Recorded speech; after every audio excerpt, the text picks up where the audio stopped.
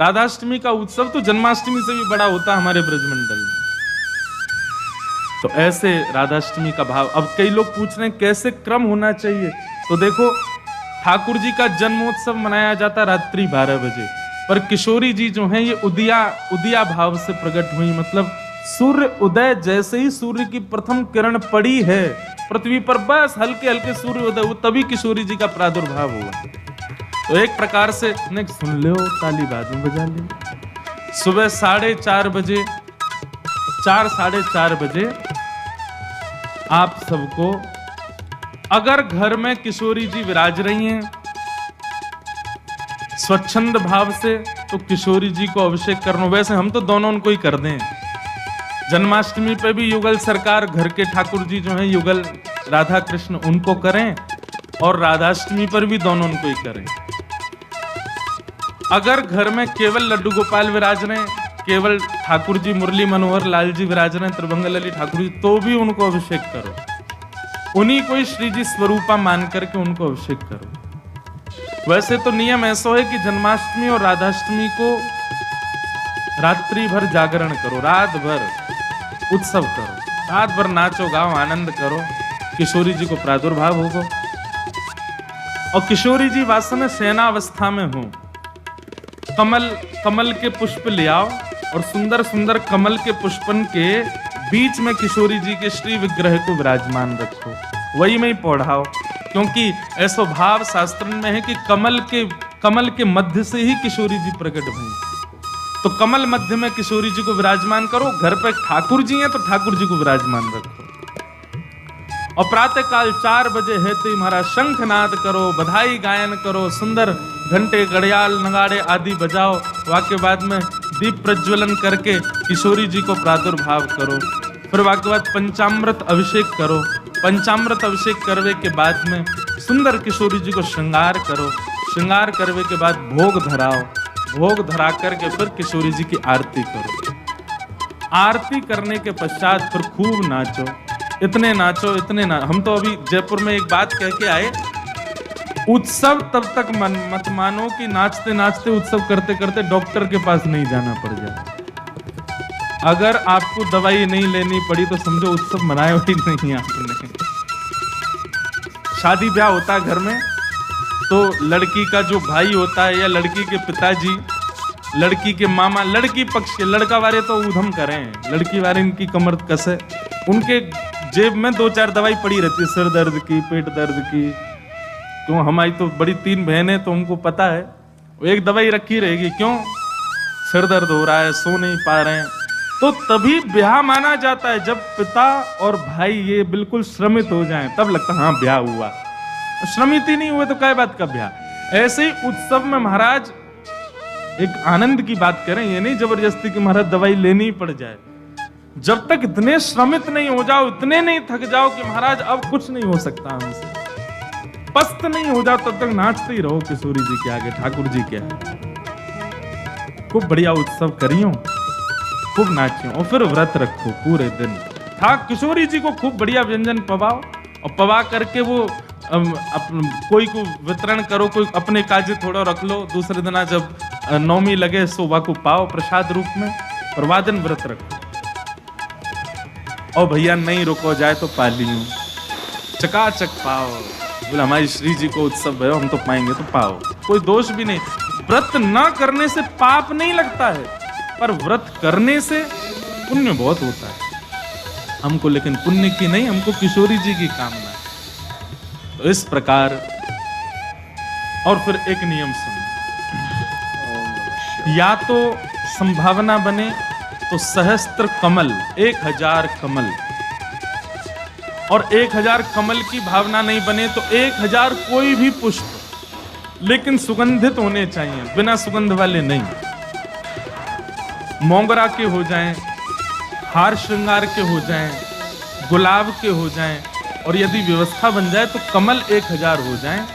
किशोरी जी के अभिषेक के बाद, आरती करने के बाद, सब आरती आदि पूजन किशोरी जी को भोग लगाने के बाद, फिर उसके बाद 1000 कमल से श्री चरणों की अर्चना करो। अब अर्चना में तो कई लोग ऐसा भाव रखेंगे कि राधा सहस्त्र नाम गाओ, राधा सहस्त्र नाम से 1000 कमल चढ़ाओ, पर हमारी भावना ऐसी, गोपाल सहस्त्र नाम से चढ़ाओ।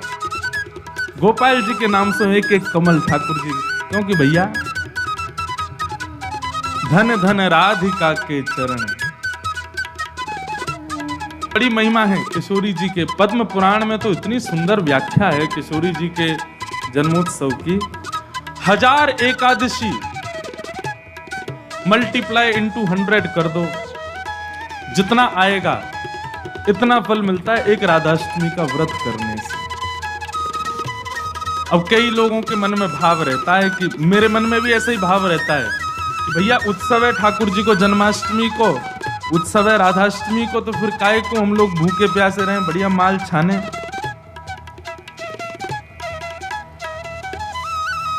तो भाव तो रहता है, पर शास्त्रों में बड़ी महिमा है। व्रत करने का नियम मूलतः इस भाव से होता है कि भाई जब हम अन्न का सेवन नहीं करते हैं तो अन्न सेवन ना करने से आलस्य जाता है। अन्न सेवन ना करने से मस्तिष्क में, मन में नकारात्मक ऊर्जाएं नष्ट हो जाती हैं। फलाहार रहते हैं तो निश्चित ही है ऊर्जावंत होते हैं, तो ऊर्जावंत होंगे तो और बढ़िया उत्सव मनाएंगे।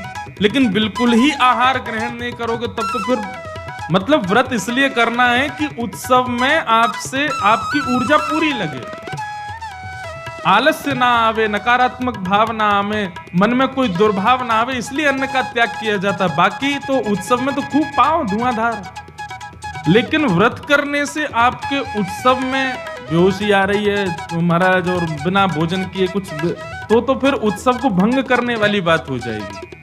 उत्सव को भंग नहीं, उत्सव को सुंदर बनाने के लिए व्रत करना। राधाष्टमी उत्सव पर इस बार व्रत निश्चित करो, हर बार ही करो। वैसे तो शास्त्रों में दशावतारों में 4 अवतारों के व्रत करने की आज्ञा दी है, रामनवमी और नृसिंह चतुर्दशी, कृष्ण जन्माष्टमी और वामन द्वादशी। लेकिन जब हम रामकृष्ण उपासक हैं तो हमारे भाव में रामकृष्ण 2 एक हैं, ये दोनों भी एक हैं और फिर इनकी आह्लादनी शक्तियां भी एक हैं। राधा कृष्ण स्वरूपां वै कृष्ण राधा स्वरूपिणौ कलात्मानम निकुंजस्थम गुरु रूपम सदा भजे। जब किशोरी जी ब्रजमंडल में ठीक ठाकुर जी का ही स्वरूप है तो फिर उनके लिए भी ये व्रत की क्रिया करनी है। पद्म पुराण में ब्रह्मा जी ने इसका बहुत सुंदर वर्णन किया है कि भैया व्रत निश्चित करना चाहिए, इतना फल मिलता है, इतना फल मिलता है। लेकिन जब भी फल कोई फल बताता है ना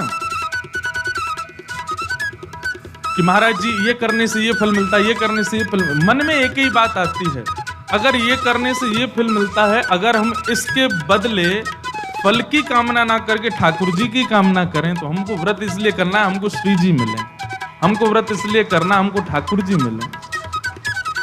तो कभी भी आपको किसी व्रत या किसी नियम के पीछे फल बताया जा रहा हो, सुन लिया करो, अच्छा इससे ये फल मिलता है, उस फल को गौड़ करके उस फल के स्थान पर किशोरी जी को विराजमान कर दो। हे किशोरी जी, हम राधाष्टमी को व्रत या मारे करेंगे कि हमको आपकी प्रेम लक्षणा भक्ति प्राप्त हो, आपको प्रेम प्राप्त हो, इसलिए हमको व्रत करना है।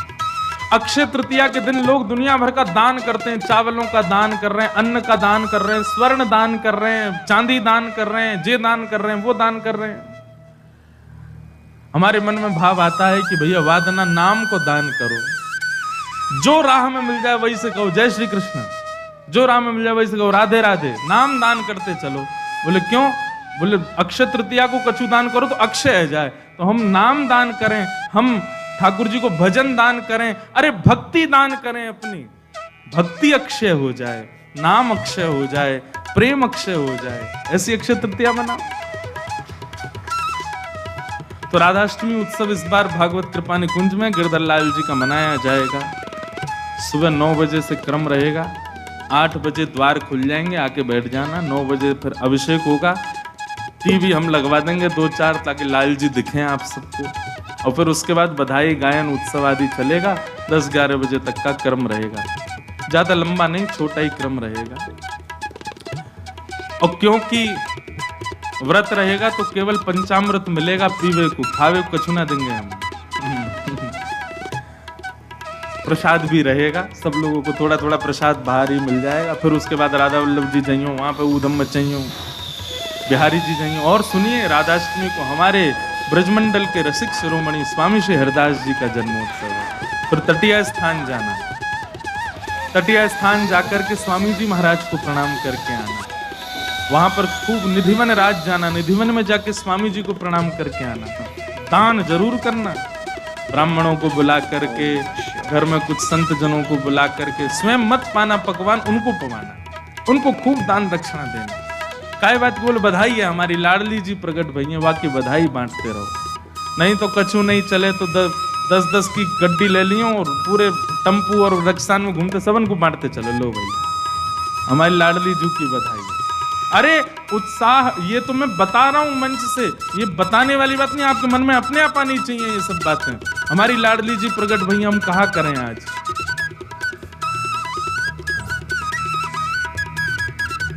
सब मत हैं हमारे शास्त्रों में कि भैया ठाकुर जी से 1 वर्ष बड़ी हैं लाडली जी।